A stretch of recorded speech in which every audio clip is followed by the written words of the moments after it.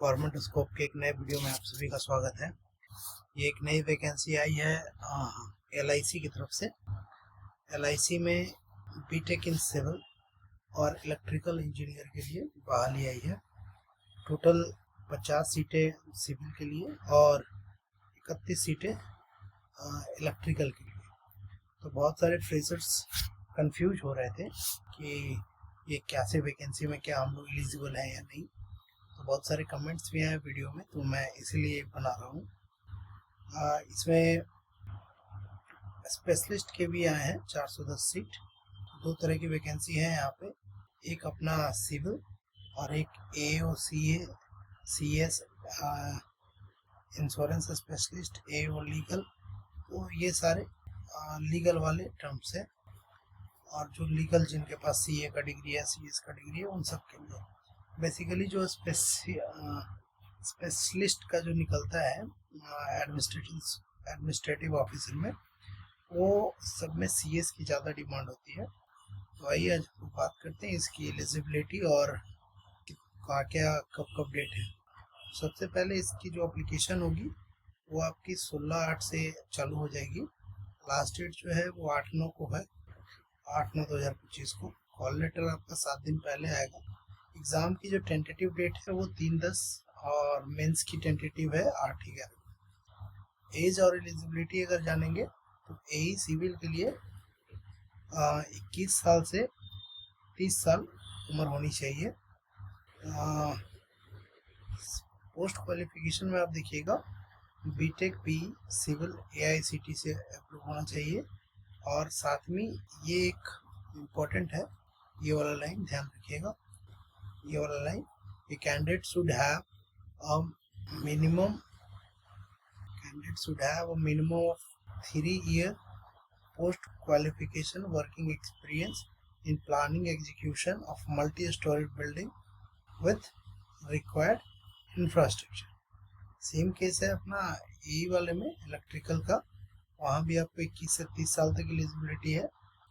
BTech आपका electrical में होना चाहिए और candidate should have minimum 3 years post qualification working experience in planning execution of multi-storied building project with all required infrastructure।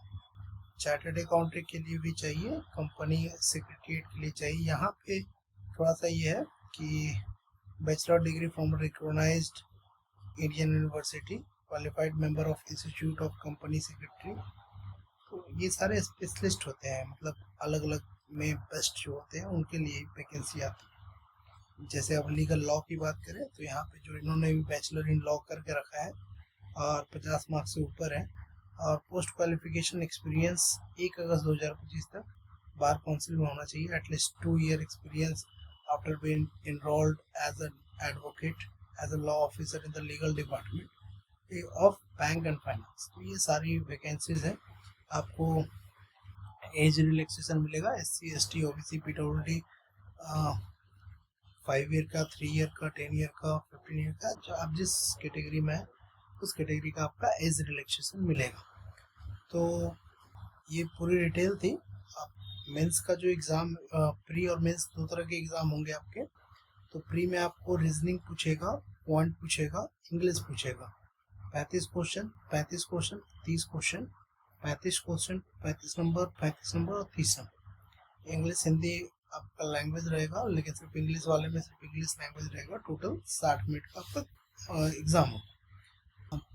Pre जो है आपका, प्री में इस टाइम मैक्सिमम कैंडिडेट को बुलाया जाएगा मेंस के लिए। मतलब अगर वैकेंसी आपकी टोटल है 81, तो 8 दूनी 1600 कैंडिडेट को आपको बुलाया जाएगा मेंस के लिए। ठीक है, मेंस में भी सेम ही रहता है, बस कुछ चीज़ें जुड़ जाती हैं।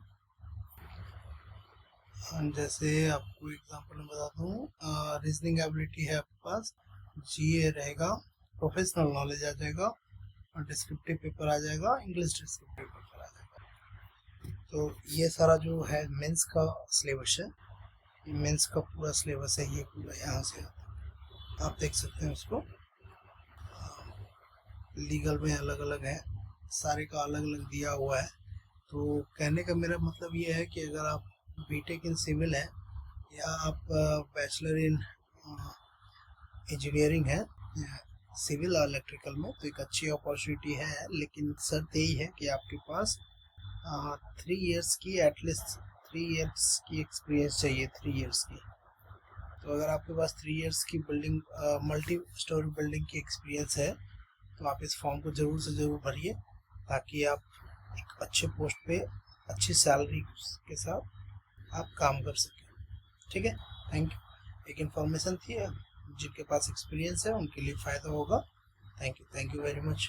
गवर्नमेंट स्कूल के साथ बने रहने के लिए आपको बहुत बहुत धन्यवाद। अगर वीडियो पसंद आई हो तो लाइक कर लीजिएगा, चैनल को सब्सक्राइब कर लीजिएगा।